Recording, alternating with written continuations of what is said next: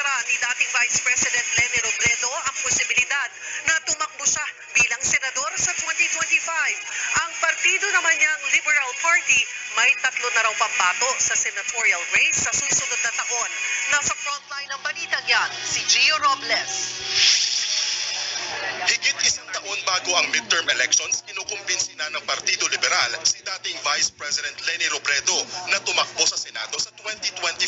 Kinumpirma yan ng tagapagsalita ng partido na si dating Senador Laila de Lima sa forum ng FOCAP o Foreign Correspondents Association of the Philippines sa Manila Hotel. We are still convincing VP Leni to also run under the same slate, and maybe there's a higher or greater chance at success with the VP Leni leading the pack.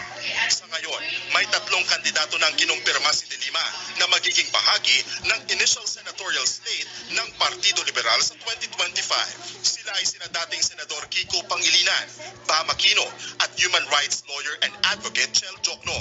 Wala pang pahayag ang 3 kaugnay ng pagsabak muli nila sa senatorial race. Sa panig naman ng dating tagapagsalita ni Robredo na si Attorney Barry Gutierrez, bukas daw sa anumang posibilidad si Robredo sa 2025 midterm elections. She's definitely thinking about it. And definitely yung mga pahayag ng mga aliado tulad ni Senator de Lima, magiging konsiderasyon yan doon sa kanyang magiging desisyon.